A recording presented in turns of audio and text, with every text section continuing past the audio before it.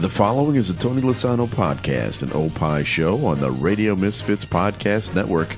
This is Free Kicks. It's a big week for soccer. It really is. Let's check out one of the big highlights. What do they call this game? This is the probably the richest game in the world. Yes. And here's the moment that mattered. Moving it quickly to Coyle. Hirakawa. Oh, it's a good ball in. The keeper's lost it. And Hull City are surely heading to the Premier League. Ollie McBurney has almost certainly won this playoff final for the Tigers. And he did. Lots of drama there. We'll go over all of that. We'll also go over all the other stuff that has been happening, which is significant, because it is time for Free Kicks. And now, Free Kicks. Free Kicks with Illinois Youth Soccer Association's Director of Coaching, Adam Howarth, and Rick Kemper. So, everything's decided now, pretty much, right? That is correct, yeah. That Hull City goal puts them up. Yeah. In the 95th minute or whatever it was right at the end of the game. I mean, what a way to lose for Middlesbrough. I know. It's a tough one. I know. And it was their second shot at it, too. Yes, and that's right. Because they had already lost to Southampton and then got to get into the game again because of the cheating scandal, which is like something out of Bill Belichick's life. And then somehow, Hull City, which has been in the Premier League before. Yes. Like 10 years ago, yep, maybe. Sounds right. So we'll talk about that in a second. But first, let's talk about some of this other Premier League news. We have a new champion this year. For the first time in like 10 years, it's not Man City or Liverpool. It's Arsenal. I know. Congrats to Arsenal. Yeah. Very well deserved. They were definitely the best team over the course of the season. They scored a lot of goals off set pieces. Yeah. Wish our team on the weekend would have done that. But we got 0. But no, they were definitely the best team, most consistent team over the course of the season, and had their guard of honor for the final game against Crystal Palace. Yeah, explain that, the guard of honor. So thing. typically, if there's still games left and the team has won the league, the other team is expected to come out ahead of the team and kind of stand in a little tunnel so that they kind can of humiliated. Get humiliated in front of them and celebrate the fact that they are... Here come the champions. The champions. We are not worthy and all that stuff. But yeah, I don't know. It's good, bad, or whatever. It's kind of funny. We do a little fantasy league team in our fantasy football in our office, and the guy who won it, he says, I expect a guard of honor when you guys walk in. So I thought that was quite funny. Well, congratulations to Arsenal and also the guy in your office who won it. Yeah. Who was it? Yeah, Rico. Well done, Rico. Good job, Rico. Congratulations. He won by 1 point. And ironically, he's a Spurs fan, so at least he won something. Well, he won 2 things, really. We'll talk about that in a second here. Champions League slots now are also set. Yep. We've got 5 teams. That's right. Arsenal, Man City, Manchester United, Villa, and Liverpool. Correct. Those are your 5 teams. Europa League slots are set. You got Bournemouth and Sunderland. That's those 2 teams don't often get slots in that. That's right. And then we have a Conference League also. That's also set. And that's Brighton and Hove Albion. Yeah. What club have I not mentioned yet? I don't think he's mentioned Tottenham or Newcastle. Yeah, no. Chelsea is not qualified for any European slot this year. When was the last time that happened? It was a few years ago when we ended up not qualifying, but ironically, the following year we ended up winning the league. Did you? Yeah. Okay, so you're predicting a league. Well, we've got a new manager, so that's a good sign. Yeah. So we'll find out. Find out. We'll see. Well, I must say that was quite a collapse at the end there. It was, yeah. Those 7 losses out of the last 8 games. 7 losses with 0 goals scored. Yeah. And then we beat Tottenham, of course we did. And then we lose again against Sunderland. And these were all not great. No offense to any of these teams, but they're certainly winnable games. These are all very winnable games. And it didn't matter if we were home or away, wherever it was still poorly executed at the end of the season. And that was where a lot of the famous alumni, the John Terrys, are getting really upset about it. Yeah, I bet. Yes. I bet they are. So if you want to be entertained, listen to some Chelsea podcasts out there right now. Yeah. Yes, definitely. There's Chelsea Fancast. If you go to that, be prepared for some colourful language, put it that way. Right. Some words are used in England that are not normally used here in America, just so you know. All right, so we have a team relegated now, and this is kind of sad for the league, I think. West Ham United is down. Yeah, tough one for West Ham.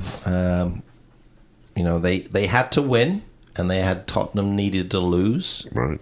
They ended up doing their job. They won the game. Right. Just wasn't enough because Tottenham ended up winning. And, it also would have been sad. I know you don't think it's sad, but it would have been sad if Tottenham went down too. With that huge stadium. Yeah. I mean, that would have been embarrassing. Yeah, and a new stadium. To be fair, West Ham's got a big stadium too. They do. It's the former Olympic Stadium. That's true. Both of them, 60,000 people. So these are big clubs, very well supported. And again, we're not downplaying Burnley and Wolves, who are also big clubs in their own way too. But they were already gone. Right. And so one of these two big ones was going to go down. Frustrating that was West Ham. Tottenham stayed up. It's just a tough one. It really is.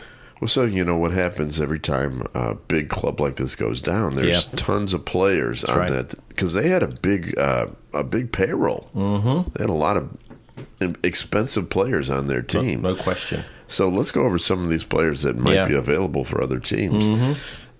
You got the keeper, Areola. Right. You've got Wan-Bissaka, former Manchester United. Yep. You got Souček. Yep. Who's a midfielder. Matias Fernandez is a midfielder. All these guys played over 30 games. Yeah. Somerville had his moments. He's a big one. He's a forward. Callum Wilson, still around. Yeah. Still scoring goals. He can help somebody. Yeah, for sure. And the big one is Jared Bowen, who's probably on the national team. Did he make the final? He did not make the roster this year, no. But, he's probably the biggest one from a transfer standpoint, probably him and Somerville.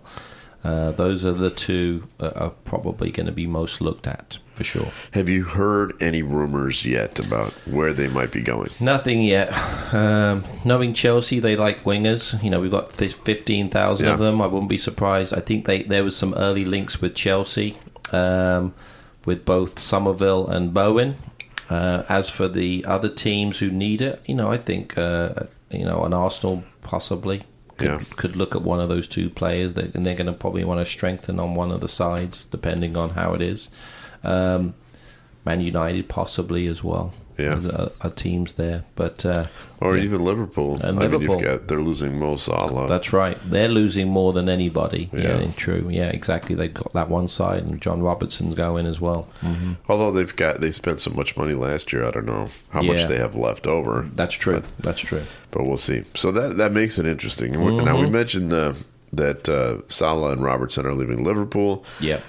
Manchester City is having some big changes too. Yes. And the biggest one is Pep. Yeah, Pep is leaving City. Yeah. By the way, did you see there's a video of Michael Jordan out there? I saw, he said congratulations to him, but I'm not sure if Pep... I don't know if Pep... I think I heard something about how Pep says, I'm not sure if he even knows who I am, but I appreciate the video. Yeah. Yeah, well, That's good. That's good. He doesn't send those out to many people. That's true. That's a very good point. That's a good point. The other one, another big loss for them is Bernardo Silva. Yeah, big one. Mm-hmm. He's probably heading back down to Portugal or Spain, I would think. Right? Absolutely. He's going to retire in the sun, like you should. He's won a whole bunch. He's still good, though. He's very good, very good. He's going to be in the World Cup. He's going to be, obviously, a big part of the Portuguese team, who are definitely one of the probably not one of the favorites, but one of the teams could have a good chance to do very well in the World Cup. So he's going to be a big part of that team. Yeah. And he could see how well liked he was. Right. In times by all the players and everybody else. So it was kind of nice to see when he went off the field. Yeah. There's also a couple of moments this season that have never happened before. One of them is Bruno Fernandes at Manchester United. Yeah. Mm-hmm. Set the record for the most assists in a season. That's quite an important milestone. Very much He so. passes some ne'er-do-wells like Kevin De Bruyne. Yeah, 21 assists, I believe it was. Yeah. Fantastic achievement. And especially when you think about the first quarter of the season, he really did nothing because the manager didn't know what he was doing, seemingly.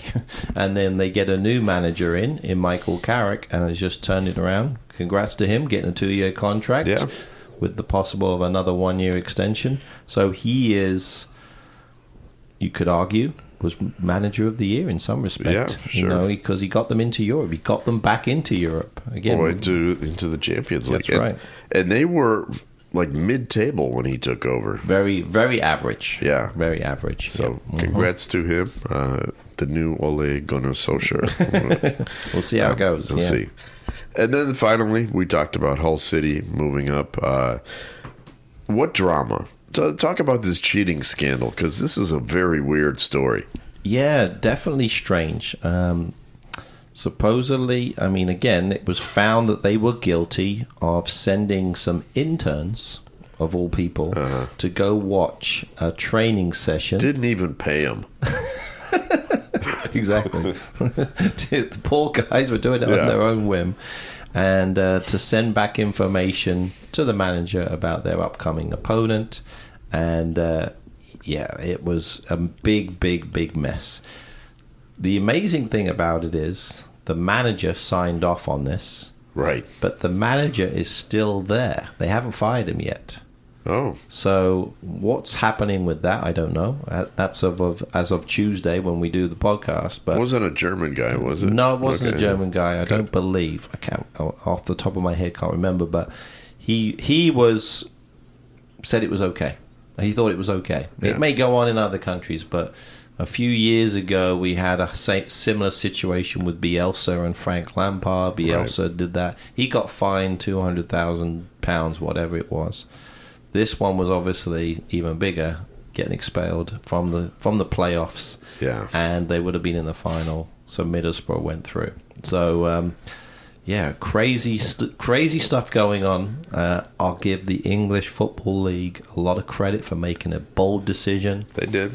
And they moved forward. I think everybody's happy with it. Yeah. Otherwise than the Southampton fans and people. But even Southampton's not really complaining about it. They've got nothing to complain about because you can't do this. You can't you can't send people to watch training, right? So and to find out what the other teams clear. Yeah, it makes sense. So I'm happy that it all worked out, and it ended up working out that Hull ended up getting through too. So congrats to them.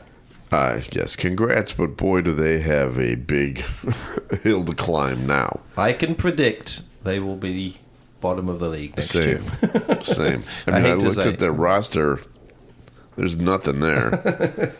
So we'll see. Yeah, maybe they'll buy some of these West Ham players. Yeah. Well, ironically, the funny thing is, Jared Bowen used to play for Hull, so that's true. There is some links. So we'll see if some of them can come back and help them out. But got some work. All right. So the other thing that came out this past week is the rosters. Of the U.S. men's national team and the English national team. And why don't we talk about some of those surprises, omissions? We'll start with the American team. Yeah. I think the big one is that there's probably two that probably stick out. Tanner Tessman, who was the captain of the Olympic team just a couple of years ago, playing for Lyon, has had a fairly decent season. He's been left out. And a midfielder. Any idea why that is? Not sure. It's a good question. Now, he's been very injury prone, so he's had quite a few injuries. So as for why, I'm not sure on that reason. And then despite playing a lot of games too during during these friendly games, Diego Luna has also been left out. And he was actually one of our more dangerous offensive weapons in those games. He's something different. You know, he gives you something. So as for why those two went through or did not go through, I don't know. And again, you look at the roster. If you look at it, it's very heavy on the defensive side. Right. I think pretty much anybody who's played defensively is in. Very heavy on the forwards as well. Midfield's light. But you've got really good quality. You've got players like Tyler Adams, Wes McKinney. Right. All those players are good. But you know, just as much as I do, they're so injury prone. I know. And so that's going to be the biggest issue when I look at it. Because right now, you've got, in terms of midfielders, they've got 4 on the roster. That's not very many. Out of 26. Exactly. Tyler Adams, Burr Holter, Weston McKinney, and Christian Roldan. Right. But some of their wing backs, like Serginho Dest and Anthony Robinson, they can play up a little bit higher too. Yeah, true. Yeah, I mean, you've got attacking midfielders, then you have your strikers. But, you know, you're like a Tim Weir and the Zendejas and Tillman, Giorena, all those types of players will play out wide. But they're not well known for their defensive duties. No, that is true. You know, so that's the thing. But they've got 10 defenders. Yeah. That's a lot of defenders. So we'll see. And then, are you thinking they're going to be parking the bus? It kind of looks that way, doesn't it? Yeah, possibly. My other concern is the goalkeepers, because I'm not Matt Turner. I'm not sure if he's the man that can do it. Yeah, I don't think so. The next two that they have, Matt Freese, who's with New York City. Like Schulte played a lot in some of the games. Right. He's not in the roster. And then Chris Brady for the Fire, I think, is very good. Young goalkeeper, but has never played. Right. So I'm hoping that they play in some of the upcoming friendlies, those two, as I'm not convinced that Matt Turner's going to take us to the World Cup final. Yeah, no, I kind of agree with you there. All right, then let's talk about the English team, because they're pretty stacked. They are. You're predicting a World Cup championship. It's coming right? home, yeah, absolutely. Okay. Always. Yeah, this is the first time he's ever said no. Oh, wait a minute, he says it every time. Of course. They are loaded on the offensive side. Yeah. Mm-hmm. The defense is a little shaky. Why don't we talk about that? Well, there's a lot of injuries. You know, they've had a lot of players that have kind of come in that have been injured. Like John Stones has been in, and he was also part of that Man City group that are leaving this year, but has hardly played. You know, and so we've got a lot of players that have not played as much. And Harry Maguire. Exactly. I was just going to say Harry Maguire being left out from the roster was a big one, just because of his form at the second half of the season. Yeah. Now, to be fair, he hadn't played much up until that point. That's true. So you could argue, but you know, you're not part of his squad. I think Mark Gahey starts. Right. It's just finding the other guy alongside him. And again, similar to the US team, England defenders have a lot of injury prones. Reece James is the best right back in the world. Yeah. But he's always injured. Yeah, the 3 games a season that he plays. But he's injured a lot, right? So that's the thing. So getting it right, I think, is there. I think Nico on the left side from Man City is going to be probably starting left back. Luke Shaw was playing well at the end of the season, and again, he was left out. Yeah. So the defenders, there's a lot of surprises. I think the Manchester United fans are pretty upset. Yes. Yeah. Which, I get. Yeah, I agree. And I would have put Harry Maguire in just because he's always done it for England. Yeah. There are no Liverpool players at all on this team. Really? Interesting. Yeah. Of course, there are no English, really, players on Liverpool. That's true. Kwanzaa's on the team, but he had since moved on to another club. Yeah, absolutely. And Jordan Henderson is still on the club. What are your thoughts about that? Yeah, he should not play any part in terms of playing on the field. Right.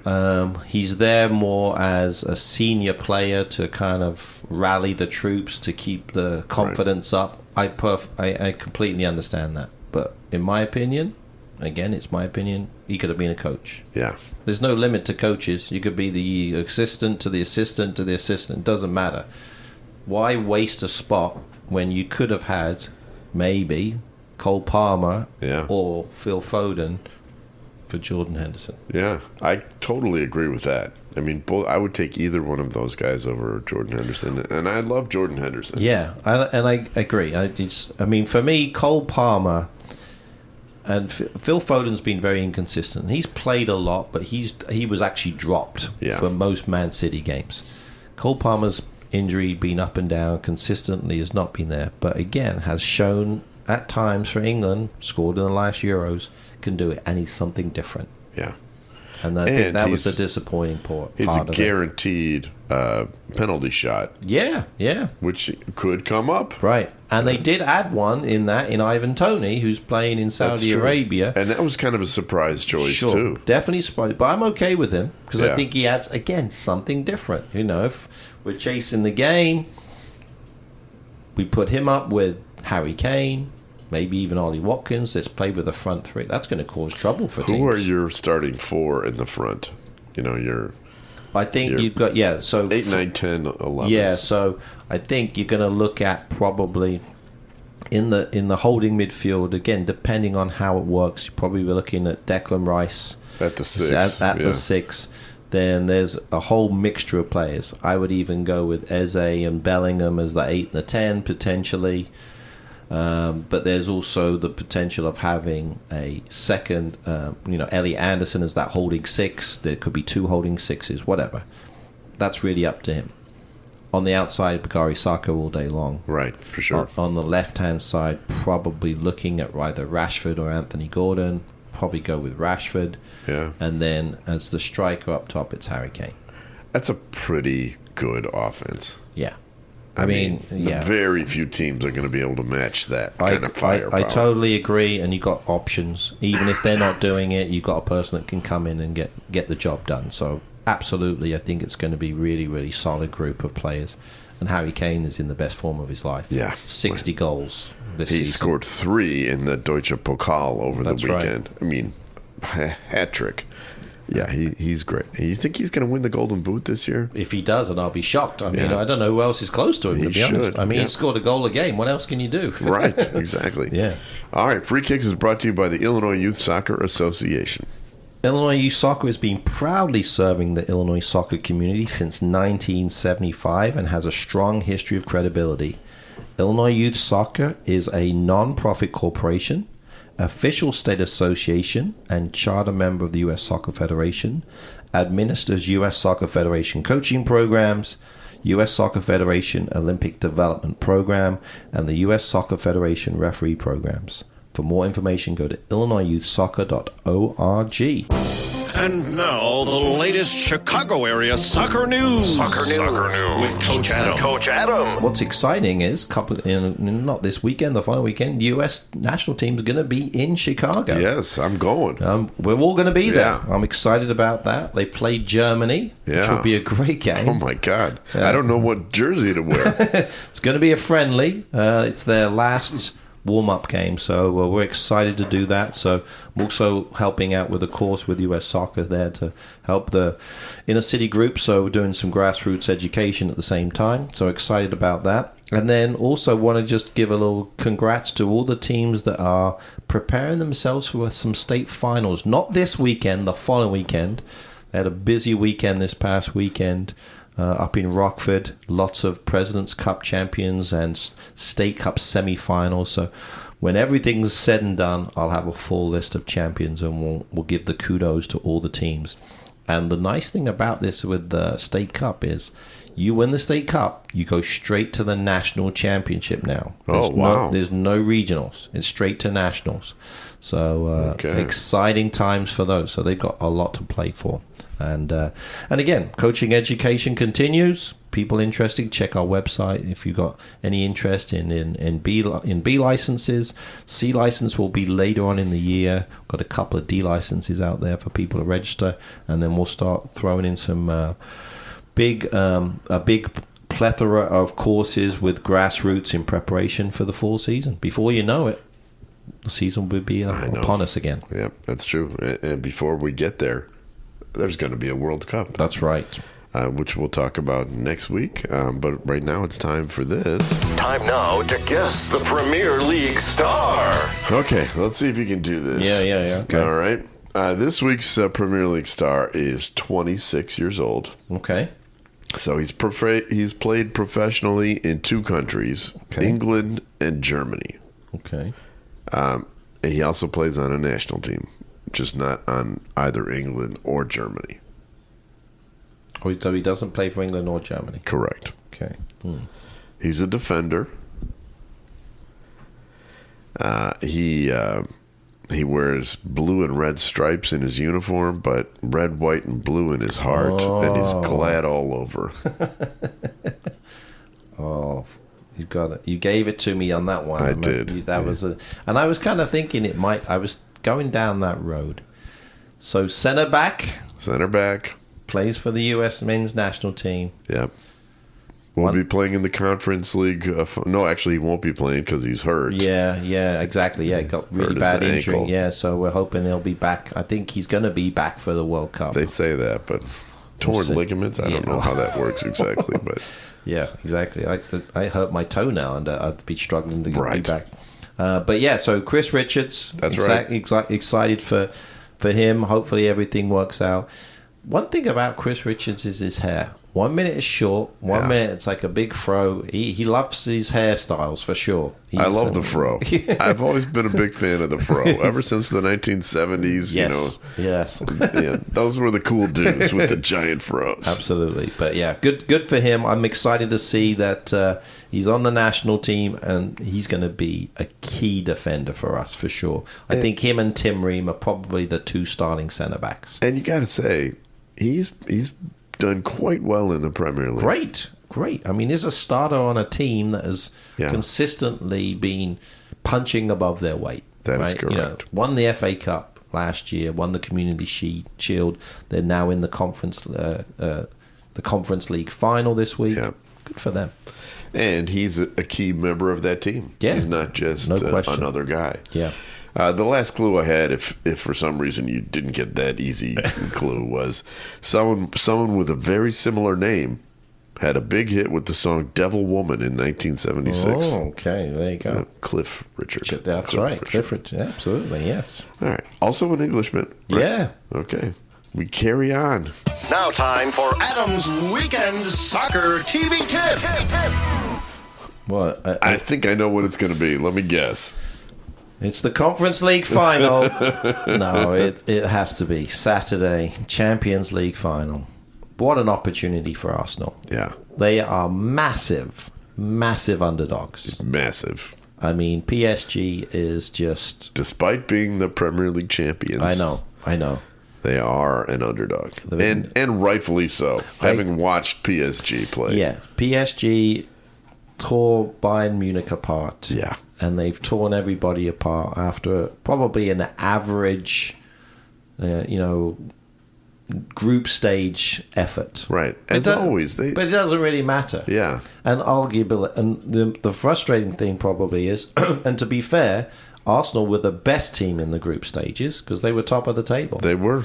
And so they were the ones that took care of business. So you could argue the 2 best teams are in the final. So you could argue. So that's good. You'd be incorrect, but you could argue it. You could. Yeah. But I know you're going to go with Bayern, but they finished second in the table. I know. They didn't finish first. I don't remember. First is top. First is better than second. First is gold. Second is silver. Gotcha. But yeah. So I think it'll be a great game. So Saturday. I think it's in the middle of the afternoon, if I remember. So it should be a good game. It'll be on CBS, so it's going to be. Everybody's got it. Everybody has CBS. Right. So tune in on Saturday. Watch the game. I'm excited because I don't really have anything going on, so I'm looking forward to just sitting and watching the game. Some of the best players in the world are going to be in this game. You got Dembele in there. Yes. You've got Saka. You've got Declan Rice. You got to check it out. Yeah, for sure. Right. Free Kicks is brought to you by Green White Soccer Club. We had a big weekend with Green White. We were in Cleveland. That's right. For the National Donnerschwaben Tournament. We brought 16 boys out there, or 15, I forget how many. 16 men. 16 men. Yeah, it's a men's tournament, right? But our guys were the young guys, Yeah. and we're playing against like grown-ups. That's the way I Veterans. look at it. Veterans. Yeah, veterans. And they fought valiantly. We didn't win a lot, but we played well. So anyway, Green White Soccer has been around now for 70 years. We've been playing in this tournament for 51 years. Wow, that's impressive. So we'd like to keep that tradition going. If you want to learn more about Green White Soccer Club, go to greenwhitesoccer.org. All right, people to thank. We need to thank our executive producer, Tony Lasano with Opie Shows. Thank you also to Ed Silla with the Radio Misfits Podcast Network. Great Talk Radio isn't dead. It just moved to a better place. RadioMisfits.com.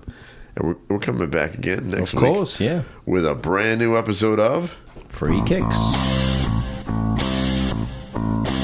The proceeding was a presentation of the Radio Misfits Podcast Network. Find our other great shows on iTunes, Stitcher Radio, and at RadioMisfits.com. Thank you. Thank you. Thank you.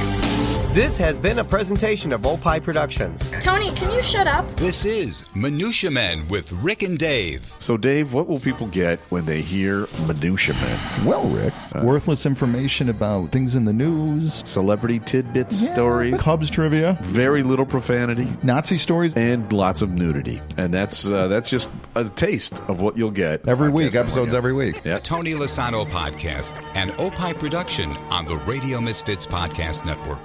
RadioMisfits.com.